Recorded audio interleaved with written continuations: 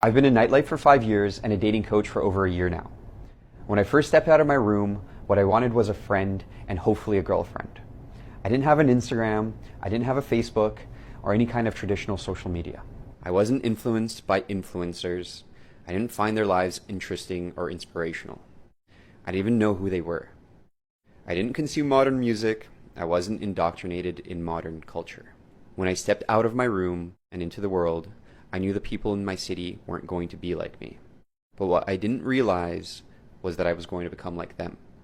When I went out to that club for the first time alone, that change started to happen. I worked on my physical appearance and fitness in the years leading up to my going out. I looked good. That made me confident enough to stand behind some girls dancing. They liked it, and I liked it. I made it, or so I thought.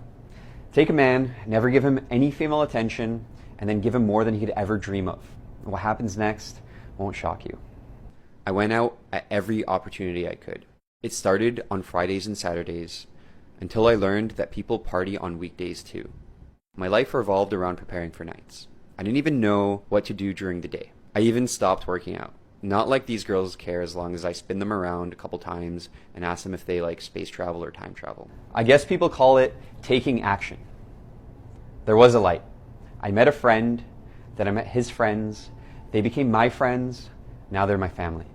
They were club promoters at the time, guys that were doing the same thing I was. Now the thing about club promotion is that it's effective. It's the best shortcut in the game. All the books I didn't read say you need status, logistics, value, and personality. You get all that. Just lean into the persona. Getting laid started as a dream, then it became a challenge, and club promoting made it a chore. New girls every week that I and the boys would tear through, faceless, nameless. They didn't know any better, and we certainly didn't know a thing. It consumed me, but not fully. The voice in the back of my head that was crafted through years of introspection and hardship, the voice that helped me escape the hole that was my room, my daily masturbation, my daily consumption of porn, my video game addiction, and depression. The voice that longed for a friend and hopefully a girlfriend was still there. It questioned everything. Do I even like clubbing? Should I be doing this? Should I be encouraging this? Should I be facilitating this? The voice became louder and louder. I was almost a year into it, and I remember a night where I just stood in silence observing the party. Guys going from girl to girl, girls going from guy to guy, getting so drunk that they're forgetting who's who, forgetting themselves, forgetting their boyfriends, forgetting their girlfriends. This was my world. All my friends lived here, they worked here, and I didn't want to start over. I silenced the voice and leaned back into it. There's a lot outside of your room. I had never been to a music festival, and my newfound friends loved them. I went to one and I was hooked. What a beautiful thing. The energy was unreal. It gave me the fuel I needed to stop thinking about what's right and wrong. I was already in heaven. The perfect blend of hot girls and good music, and after almost a year of taking action, I took perfect advantage of both. My city is Toronto. We have amazing summers, and it's hard to be a philosopher when you're jumping from festival to festival, especially not when you're having so much fun with your boys. What's wrong with that? We're men in our prime, we look good, we have game, why not use it? Talking to every girl that stops, trying to sleep with every girl that listens. It's not hard to make someone think you're worth fucking. Not many men have the courage to develop the sales pitch. You'll start out bad, but the guys that keep going and adapting it to be good enough to fool someone into thinking they're a king for a day get the result. I was addicted to the validation girls gave me, needing to feed it night after night. Come the morning, they'd leave, and the only way I'd feel good about myself is if I found another girl to tell me how cool I was before the voice got too loud. I still wanted a girlfriend, or so I thought. I'd try finding a girl that fit what I thought was the perfect mold. Someone that wouldn't cheat on me, someone that was pretty, someone that I could have a relationship with.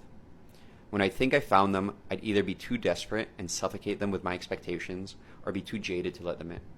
It never worked out, and in between my experiences would be a tornado of instant gratification. Every failed relationship was a lesson learned. I started inching my way to what I was truly looking for, and becoming the man that deserved it. Life was too fast. But then the world locked down. COVID closed the clubs, and I slowed my life down. I remember how much relief that gave me. There's no way I would have missed a week of partying. It was my job, and it was the only thing I had at the time. The feeling of missing out was eliminated with the pandemic, and I could start rebuilding my life. During the first wave, I got back into working out, I got fit, more fit than I have ever been. The government money made it easy. Then the itch came back, and it came back stronger than ever. Before COVID, I lived in my dad's house. In the second wave, I moved to downtown Toronto. My roommate was a photographer, and I got free professional pictures taken by him. Those were put on a little app that I never took seriously before. Tinder. Game changer. All these girls with nothing to do, and here I was looking like a movie star living in downtown Toronto. I had more matches than anyone I knew. 3,000 pending and over 1K matched. I had volume. I didn't need conversation. My opener was, let's kiss. And it worked. I had girls coming over every day.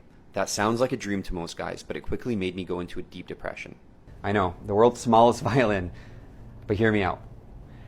The thing about addiction, it doesn't matter what it is. You're using it to fill a void in your heart. Replace the girls with drugs, alcohol, video games, masturbation, etc. At least with those, you're only really hurting yourself. What I was doing was worse. I didn't care about these girls, and they didn't know any better. They've been sold a lie by the culture they've been brought up in, creating excuses for them to use to feed themselves to the meat grinder. My friends started to notice, and they were impressed. I was the man. I started to teach them, showing them the things I said, which pictures to use.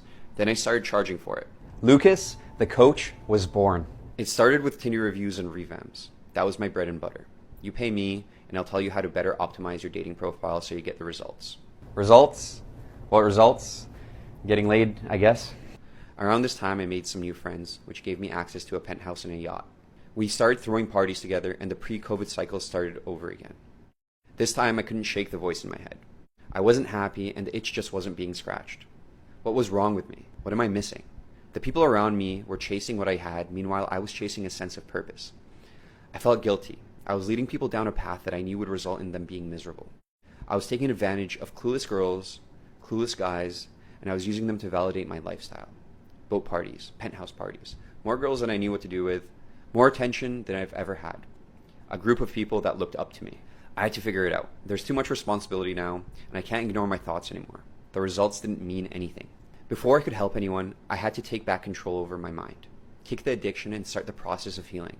I deleted Tinder. I stopped hooking up, and I started thinking. I still went to the parties, but this time I was in control. I observed what was happening. Desperate guys and traumatized girls, all lost in a cycle of instant gratification and validation, coping with how hard life is. I realized the issue was a lot deeper than how people interact with each other. It was the culture of the city that was corrupted. I wanted to fix it, and the idea of creating a community to fight against it started to develop, but it was still immature. I went from helping people with Tinder to doing in-person coaching, with the goal of getting guys to break out of their comfort zone, give them a taste of the lifestyle I had. I didn't have a real structure to what I was doing. I'd make guys that have never talked to a girl go up to them and say hello. The money was good, so I was still hung up on giving these guys a result that would make them satisfied with the program. I was taking on anyone that was interested at any stage of development. I knew what I was talking about and how to ignite some sort of spark in these guys so they have enough momentum to carry it on their own so they'd leave the program satisfied. The problem was it was incomplete and still being run for the sake of making $1.